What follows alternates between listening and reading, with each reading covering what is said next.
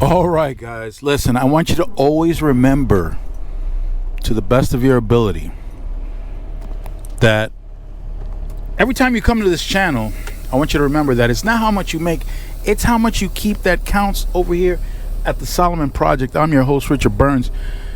To the left, I don't know if you can see them, it doesn't look like you can, but on the left side over here, we are going past the security guard. We already checked out. We gave him the paperwork. He confirmed that I'm breathing heavy. That's what he confirmed. He confirmed that I have the correct load leaving this facility. As I leave this facility, I want you to keep in mind, I'm in a tractor trailer, right? Straight ahead, you can see the trailers. As a matter of fact, the truck that's pulling up to a trailer right now, that's what we call a yard horse.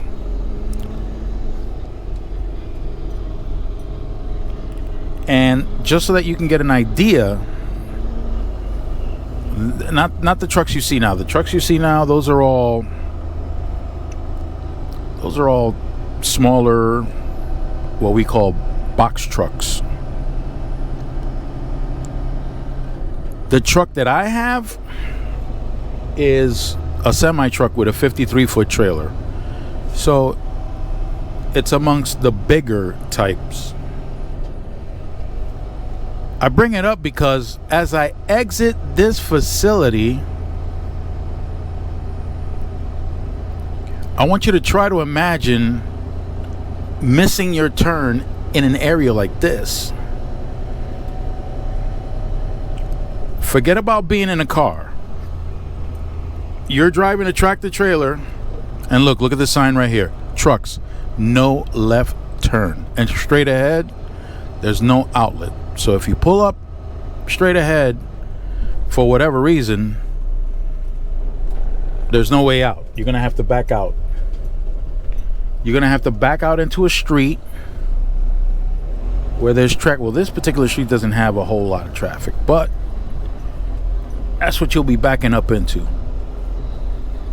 I gotta pull up real far. Look, I had to impact a little bit of the sidewalk so that the tires on the rear of the trailer can clear that turn, or the turn I just made. So here we go. Keep in mind, if you miss your turn around here, how will you get back if you miss your turn?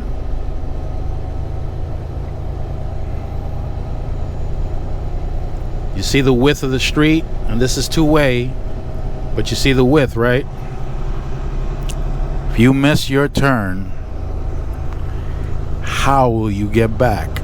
Or if you're headed in a particular direction and you miss your turn, what will you do? Now, truckers use trucker GPSs. They don't use Google Maps unless they want to put their Google Maps on satellite so they can see what their destination looks like, the layout. But we don't use Google Maps to navigate from point A to point B.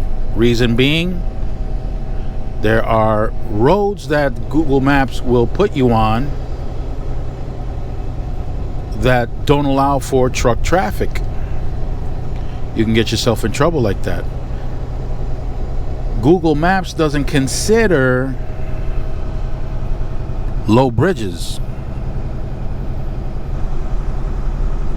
A low bridge for me, in this case, due to the height of my trailer, anything below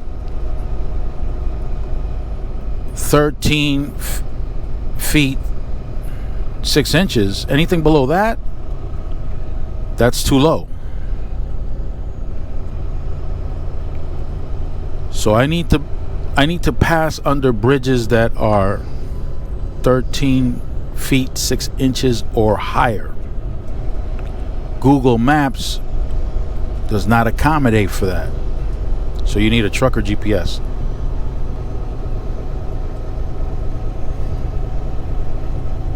as I go.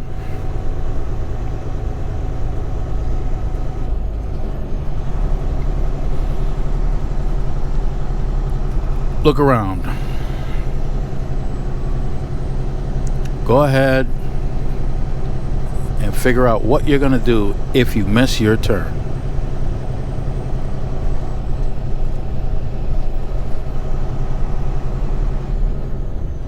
It's tight.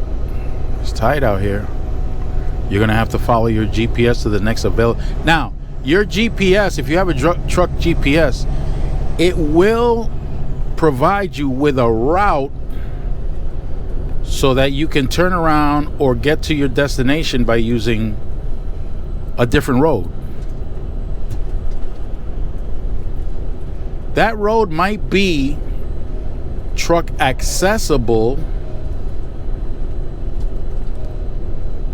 but it doesn't mean that you'll be able to turn onto that road.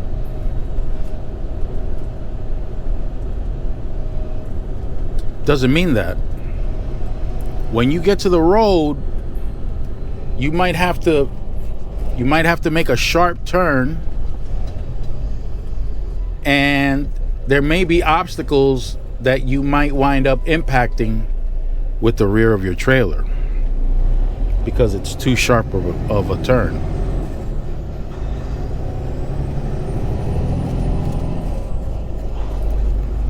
But it's better than losing your mind and going crazy and getting nervous and thinking that the mistake you made is so big that there's no way to make up for it. If you have an appointment, well, you might miss that appointment. If you miss your turn, you might miss your appointment. You might miss it by a minute, 10 minutes, 20 minutes, depending on how big of a loop you have to go in order to get to your destination. In my case, I missed my turn and I was late by 13 minutes because I had to find an alternative way of getting by. Oh, Trump flag. This is Trump country. Here we go. Look at the corn on the right. Corn, that's an interesting crop. Corn depletes the soil of nitrogen, I think it is. And real bad. The best crop, and it is the best crop because it's a crop that sells, that you can plant after or for the following crop that you can grow to replenish the soil of nitrogen is soybeans. And you already know the situation with the soybeans right now.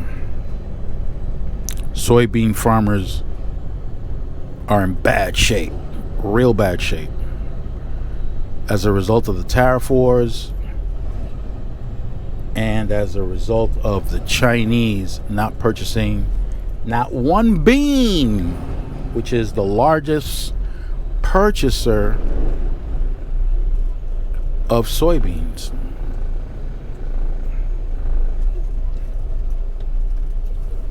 As a result, the soybean farmers are in serious condition. Bad. They're in bad condition. They're in a tough spot. But as a farmer, you can grow corn one year, but if you don't want to destroy your soil, you don't plant corn the following year. You plant soybeans.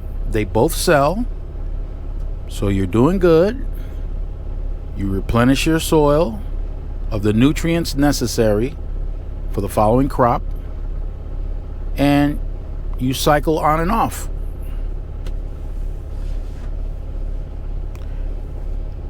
No soil. Oh, who that is? That was my truck letting me know something's up with the soil. Not with the soil, with my brakes, with my air brakes. Here we go. I'm gonna go into this truck stop, Rudders.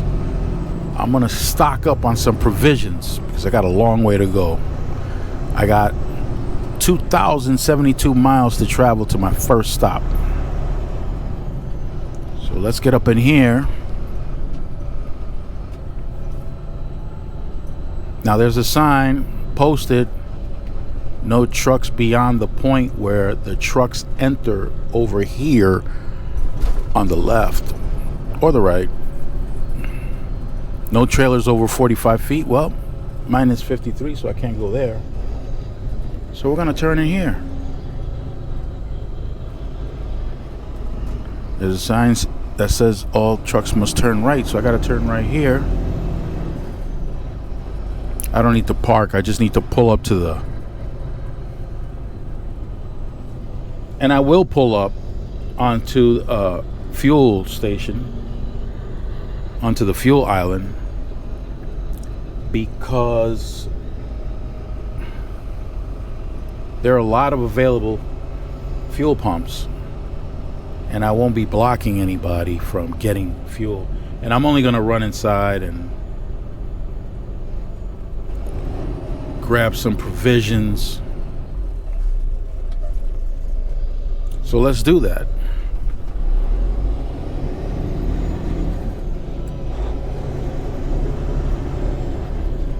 So you've been paying attention, right?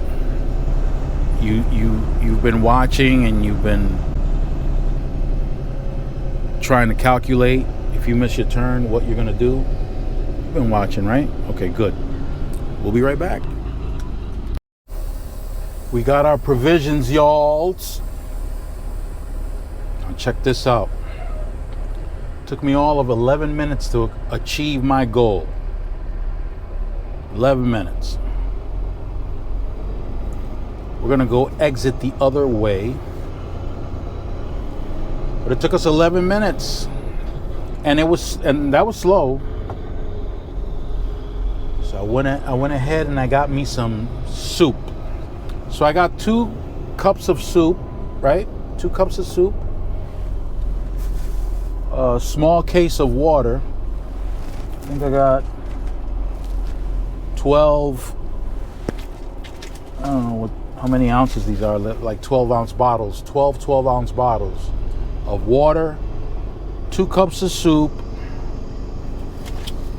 and my sugarless gum. Okay, $30. $30 just for that. $30. And don't forget, if you miss your turn out here, what would you do? And forgive me, because I will be chewing in your ear. Hopefully it won't be very loud, but I haven't eaten all day, but I don't want to distract you. I want you to stay focused, because I want you to tell me how you feel if you're in a tractor trailer. Well, I just drove by some tractor trailers, so you can have an idea of the dimensions that I'm referring to. And you miss your turn around here. A lot of the streets that I'm about to pass by, and I know because I missed my turn. So, because I missed my turn, I looked to see what streets I can turn onto, and no trucks allowed. Or no trucks with trailers over whatever. I'm definitely over the whatever it is.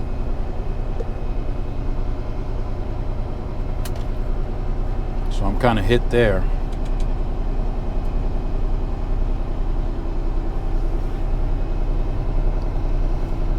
Have you guys seen the price of oil lately? Oils.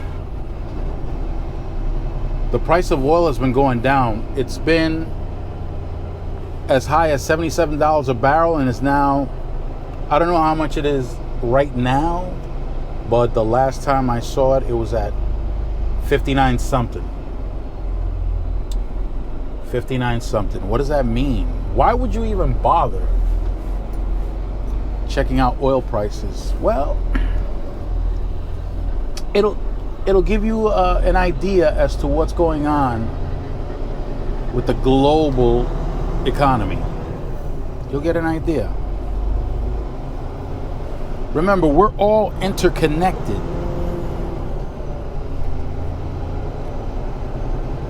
As far as business goes, we are all, the world is interconnected. So if there's a series of countries that are not doing well, we may be impacted by that. Yep, we may be impacted by that. If the price of oil is going down,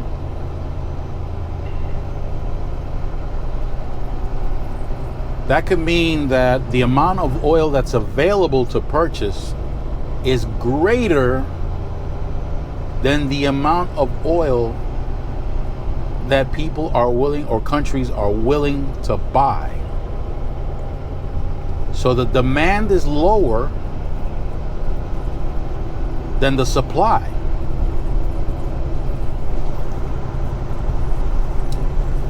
Oil is an incredibly necessary commodity globally for energy.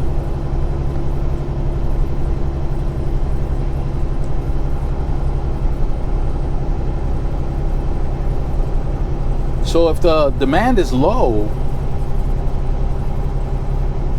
why is it low? What's going on? Is it that these countries have less money to purchase oil with and they can't afford it at the current price? If that's the case, with something as important as oil, could it be an indication that their economies are not doing well? Can it be? Might be.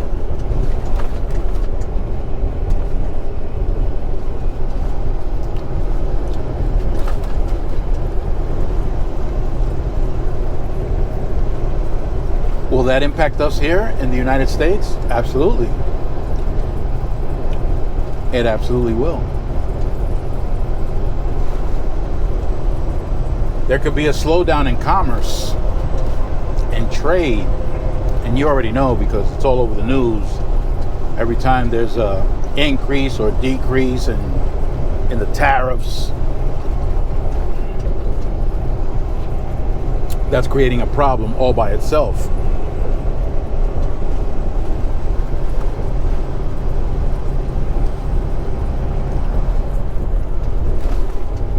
I'm going too slow for these peoples over here. See them passing me on my left? I gotta speed it up.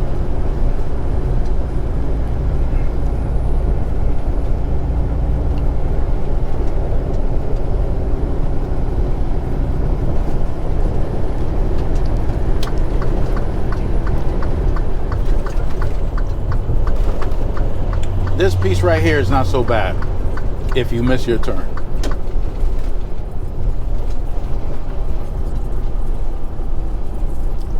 But where I was previously, not good.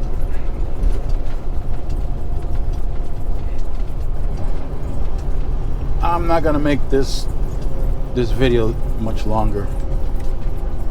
Keep your eye on oil prices. Russia right now is getting devastated. Devastated. Their economy is in shambles. But they want to continue this war.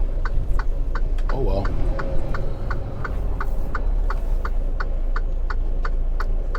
Oh well.